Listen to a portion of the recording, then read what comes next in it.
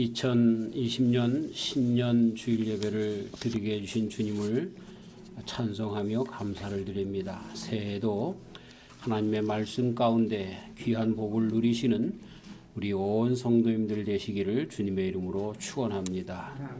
새해가 되면 많은 사람들이 소원을 말하고 그리고 결단을 하기도 합니다. 그 모든 소원들이 얼마나 종류가 많은지 말 그대로 5만 가지가 됩니다.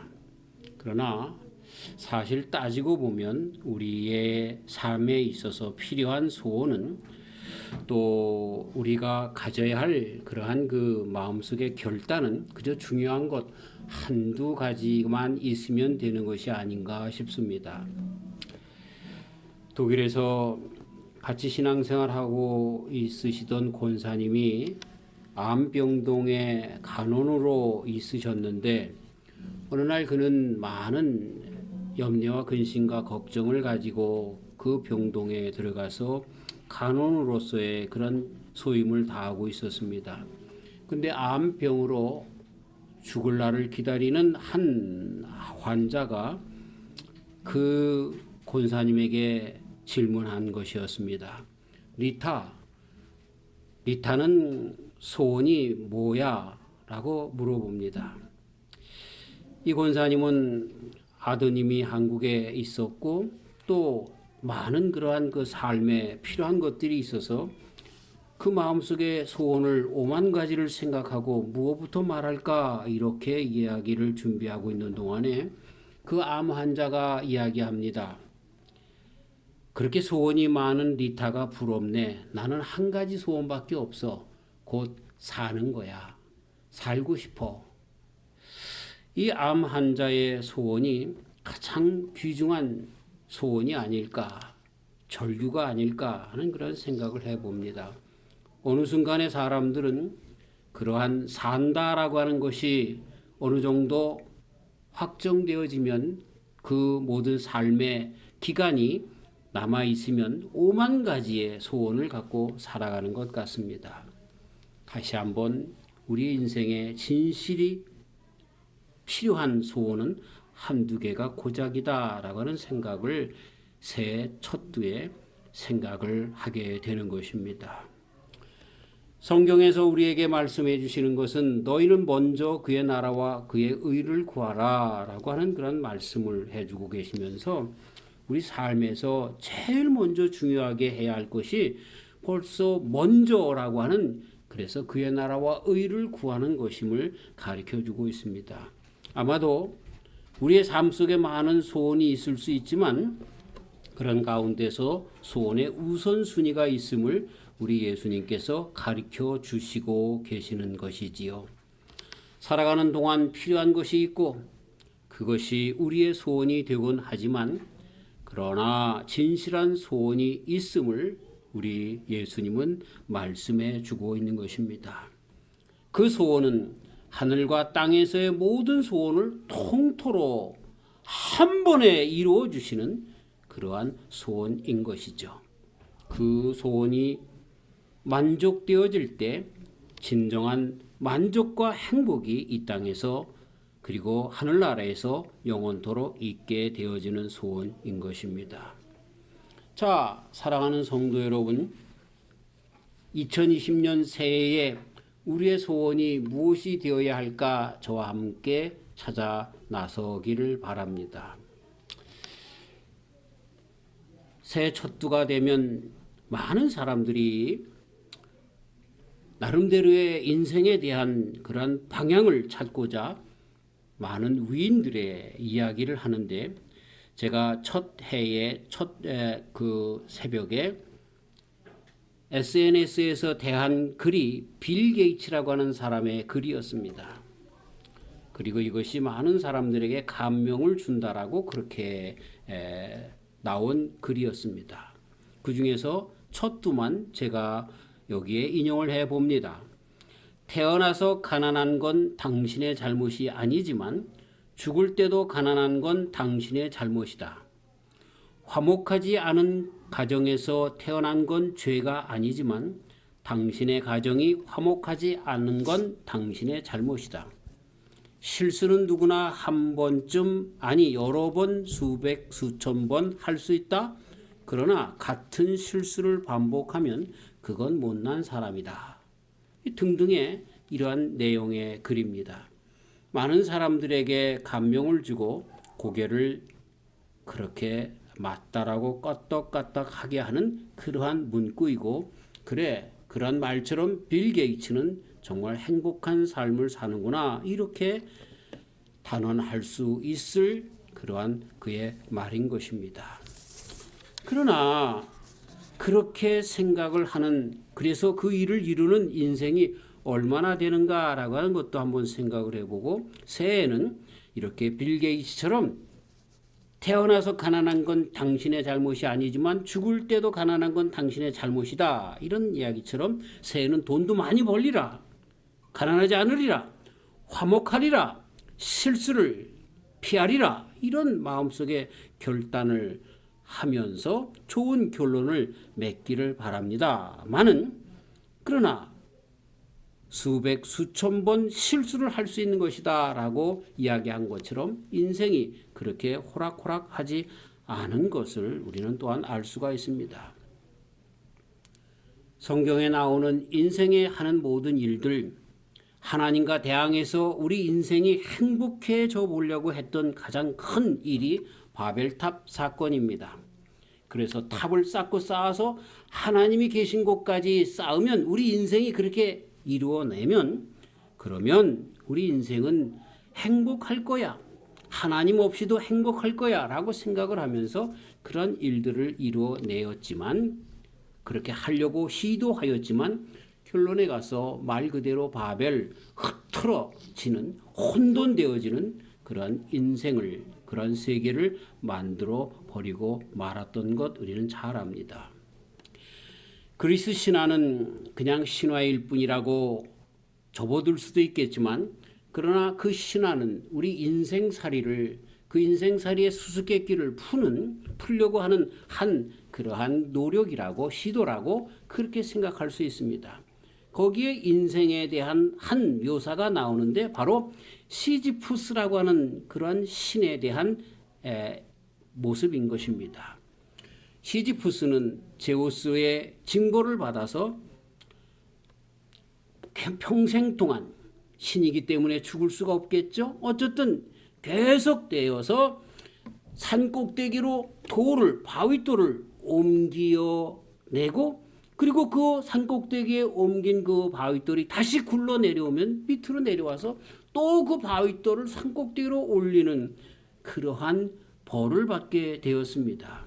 바로 이것이 우리 인생이라고 가르쳐주고 있는 것입니다.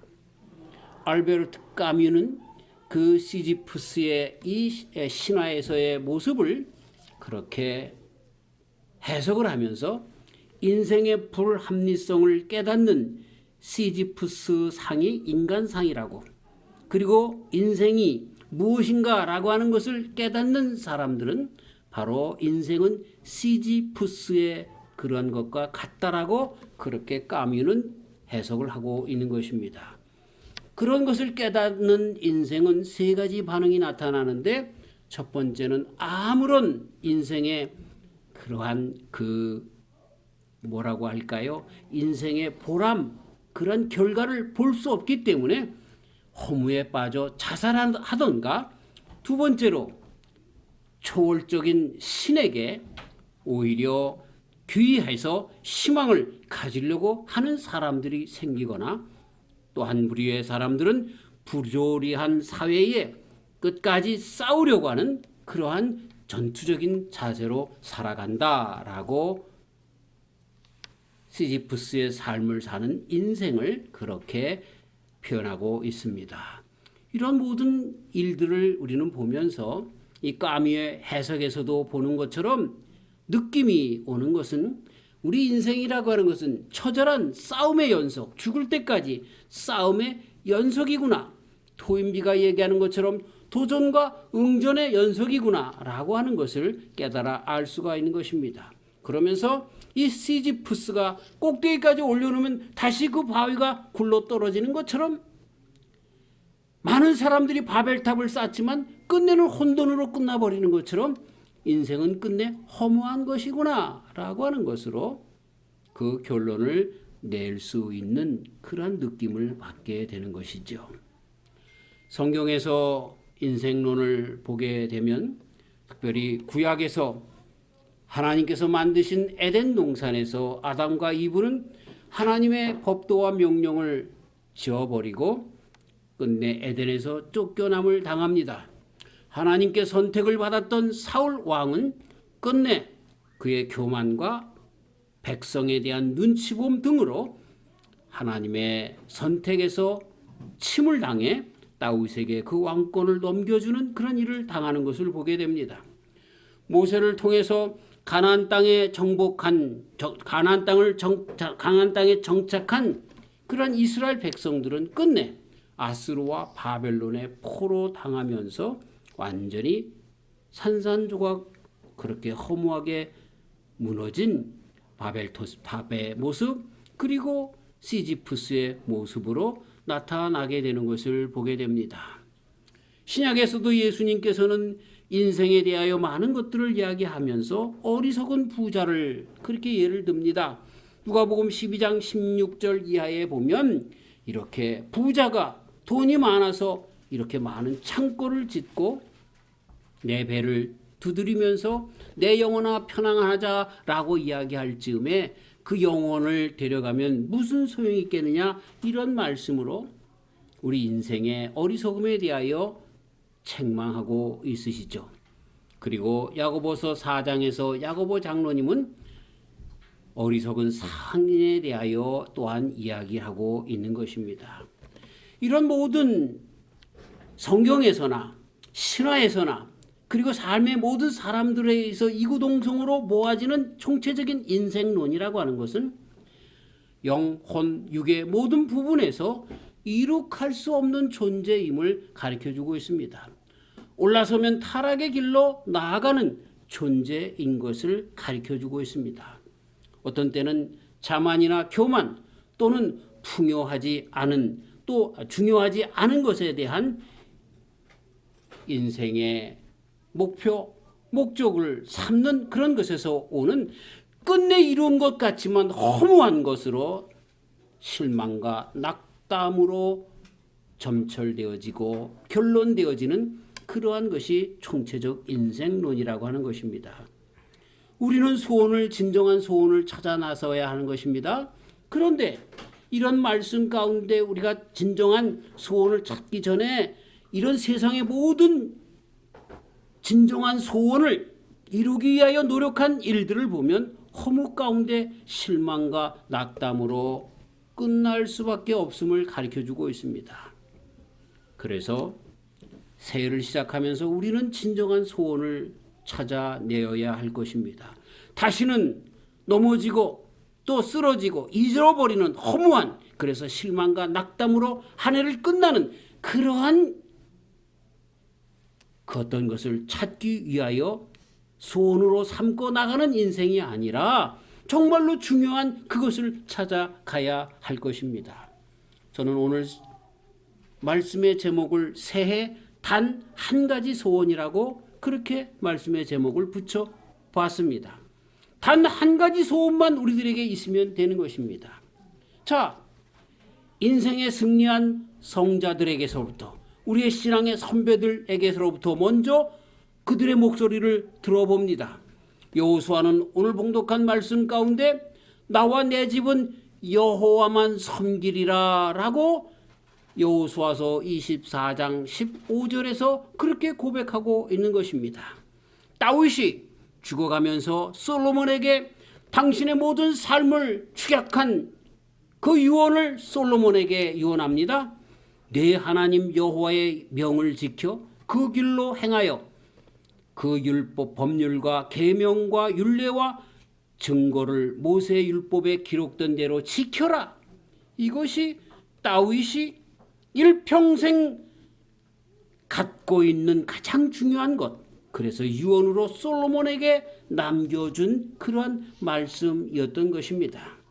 바로 인생의 승리를 한 성자들, 우리들의 신앙의 선배들, 그들은 여호와만 섬기리라, 여호와만 의지하리라, 여호와만 의지하되 그것을 주님의 명을 따라서 그 길로 행하고 법률과 법도와 율례와 말씀 그 가운데 기록된 대로 지키며 살리라, 하나님만을 섬기리라 라고 하는 것이 그들의 소원인 것을 보게 되는 것입니다.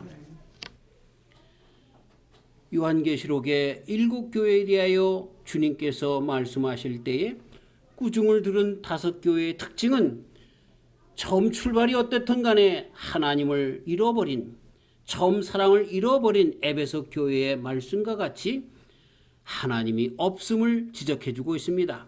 하지만 칭찬들은 두 교회, 소모나와 빌라델비아 교회에는 어떠한 상황에도 끝까지 하나님을 지켜내었던, 하나님이 그 교회에 있는 그런 교회임을 가르쳐주고 있는 것입니다.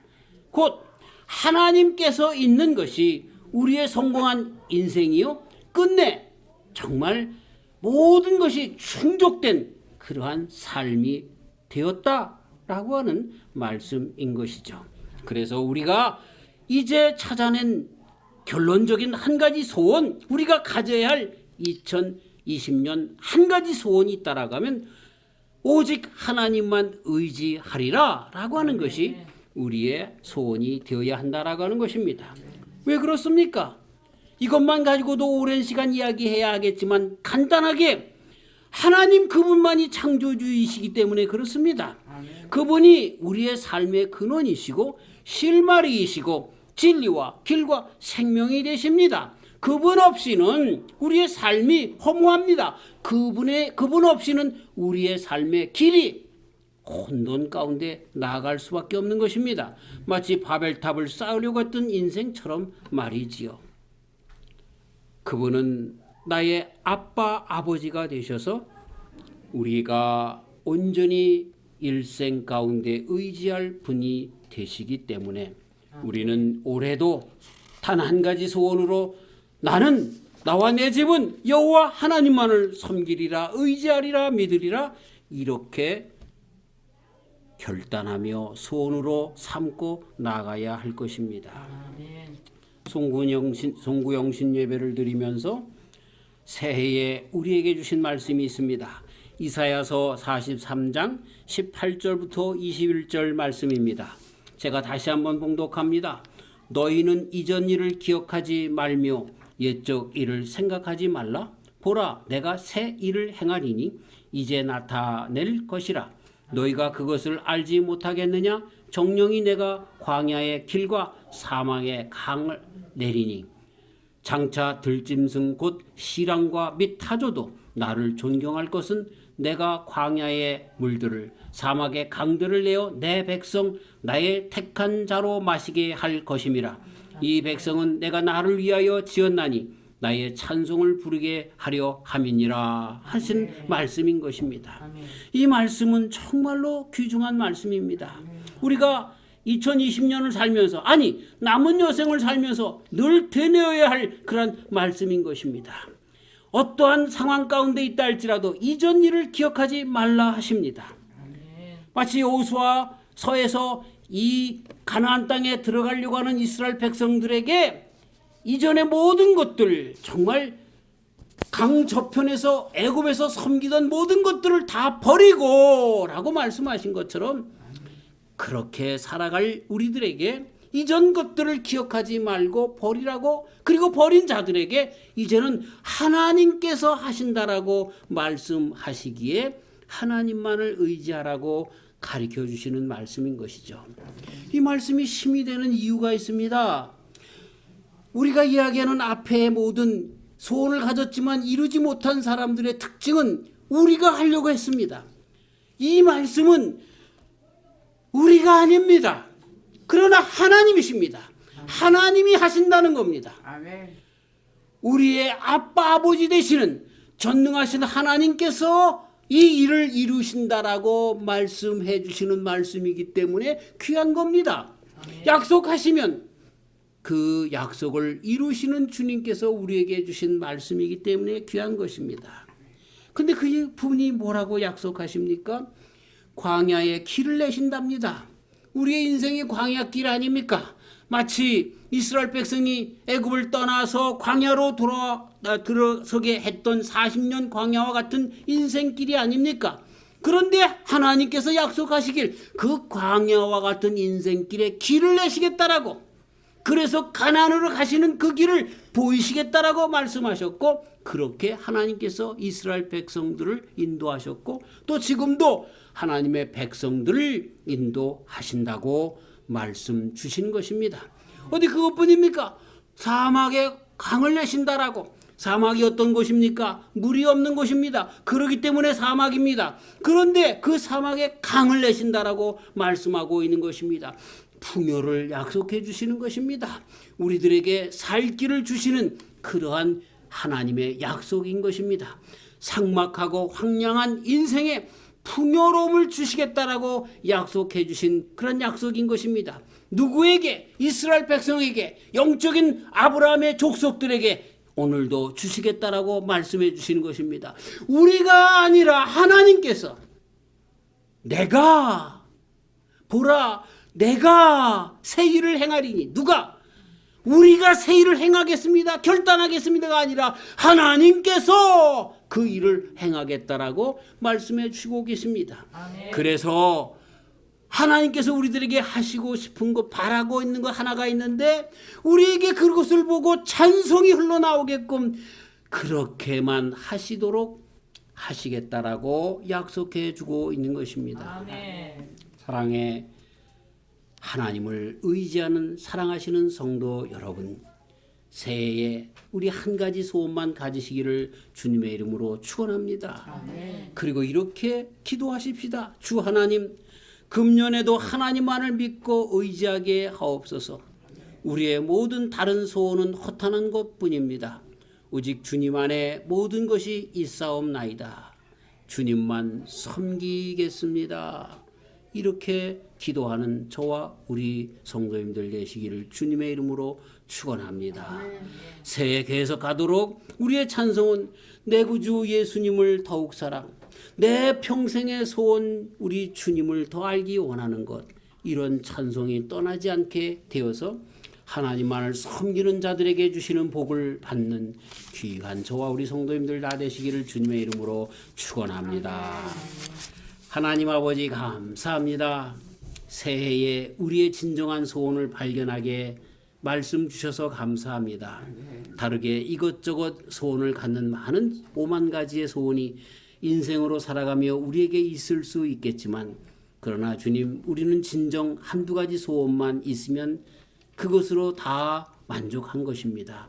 그런데 그 중에 가장 큰 소원은 우리 여호와 하나님만을 섬기리라 여호수아의 고백과 같이, 또 많은 귀한 성자들의 고백과 같이 그 소원만 있으면 됩니다. 이러한 소원을 가지고 2020년을 출발하오니 하나님, 우리의 소원이 우리 주님 안에서 충만케 하여 주시옵소서. 이제부터 우리의 삶이 주님께서 내시는 광야의 길과 또 사막의 강으로 넘치는 축복된 삶이 되도록 하여 주시고, 우리는 끝까지 여호와만을 섬기는 그런 삶이 되게 하여 주시옵소서. 예수님의 이름으로 기도하옵나이다. 아멘.